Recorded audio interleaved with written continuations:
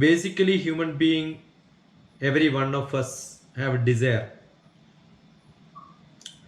When you have desire, that is the basic root cause for not having joy, not having peace.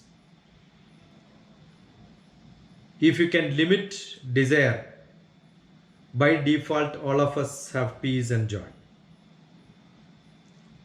But human being, we have three basic desires: the desire for knowledge, desire for power, position, and desire for wealth.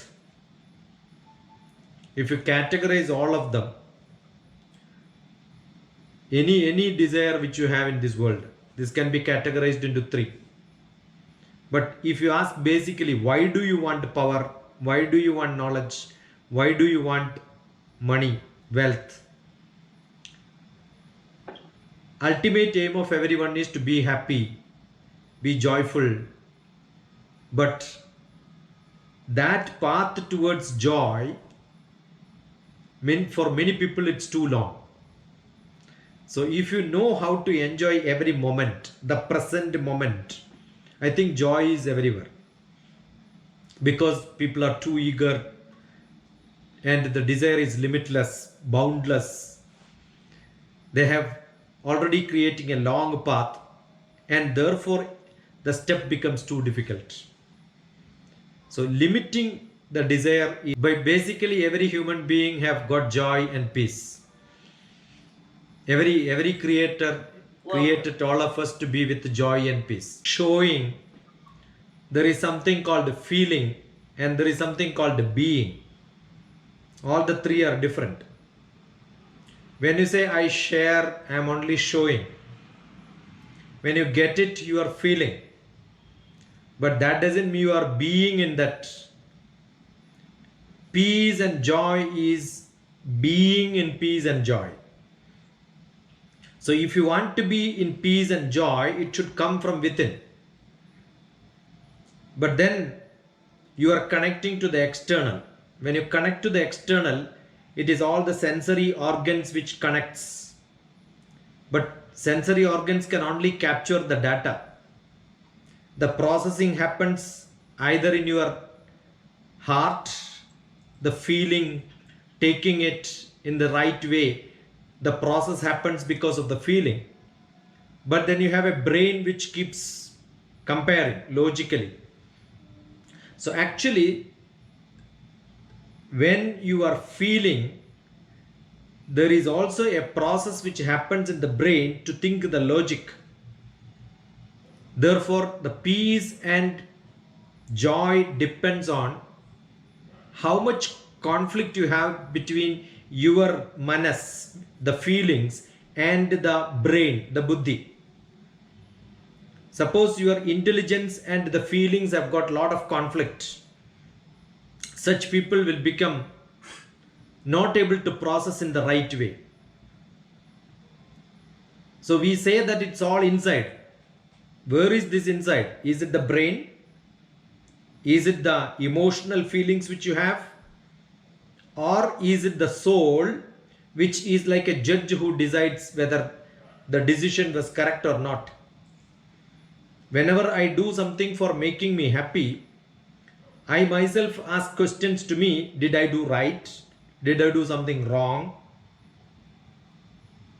Was it the right decision or a wrong decision? So the question comes only from inside. So how can you make somebody else happy? You can only share. Whether that person takes it inside and then processing happens to him in the way he wants. So it all says, Purne Manasi Sampurnam Jagat Sarvam Sudhadravaihi. The world is all decided by how your feelings are. How are you going to direct your sensory organs to capture it and process it?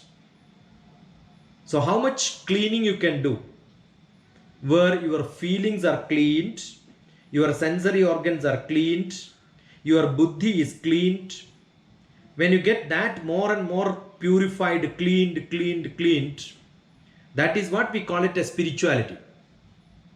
So you become a person of Atma, a soul, And therefore, your feeling and the buddhi will not contradict. You will be controlled by the soul, which is very close to whatever called God or power or energy. Then you are connected to the universe. That is what is called your spiritual being. So everybody is not spiritual. If you have no joy, no happiness, no peace, that means you are not spiritual. So it is not external, it is that internal in you which becomes less conflicting probably. Or maybe you can justify yourself internally. So it says, Uddhared Atmanatmanam, raise your soul, buddhi and the manas to that level of soul where everything gets connected to the universe. That takes a lot of spiritual practices. And that spiritual practices will give you not feeling, not showing, but being in peace and being in. So there is nothing called manifestation is only at the superficial. When you go deep inside, there are no waves, there are no vibrations. Deep inside, you are always happy. If you categorize, there is some people who have and some people who want. Somebody want. So I'm sure it depends on the maturity. Young children are, Jenny was sharing that young children were in joy. They are not enjoying because they are giving, because they are getting a company. So sometimes it is not that material what we give gives us happiness. This is my poem book, Life of Love, in which the third one is I need someone. So always we need someone to share. I need someone to keep me company and be with me forever in happiness and sadness. Probably when you give something, when you get something, there is a temporary happiness. But I'm sure we are not talking about that joy, that peace. We are not talking about a temporary happiness. We are not talking about temporary smiling time. We want a longer, constant being in happy. So when we talk about that, it is entirely different from getting something and being happy for that moment. It's not moments. It is whether you have such moments in life, in later part of life, you can cherish. Number one. Or do you have such moments when you think about it, you feel so upset, oh, I should not have done it. See, the most of the time people are not happy because they always think about past, and those past moments are actually haunting them. If you have created many moments in your life which are cherishable in the future, I'm sure days to come will become more and more happier. So what is essential is whether that happiness also when you want, you need someone to share. So we need someone to care us, to share us, to love us. And that sharing is what we are talking about, not that materialistic sharing. Probably when we get something, yeah, that is temporary. I think when we talk about in the higher sense, joy and peace is not what external, which is intrinsic. Suppose wherever I walk, I want a leather carpet. The question is it possible to have leather carpet all the places where I walk? The normal tendency to answer is it's not possible. But it's quite possible. Only thing you need a leather footwear. And then when you walk everywhere, you get the feeling of wherever you are walking, you are getting a leather carpet. So joy and happiness is what you carry wherever you go. You should not become a beggar of joy and happiness. You are very comfortably in a place where you can give.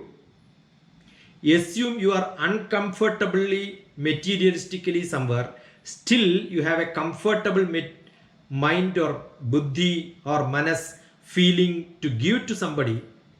I'm sure you can always create that. So it is not the rich becomes the joyful, poor becomes the unhappy. No. So you can be uncomfortably comfortable, but there are some people comfortably uncomfortable. So it's all that is in your minds. You can decide my mind, my manas, my feelings are what matters. And if I believe, oh, somebody is not with me, I must realize that the world is not that someone. I have got somebody else also.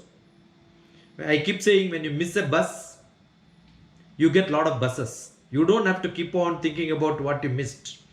You should always feel happy about what you have around every moment. And be with them, share with them, care them, and start learning to love with them. That is what is essentially to be done.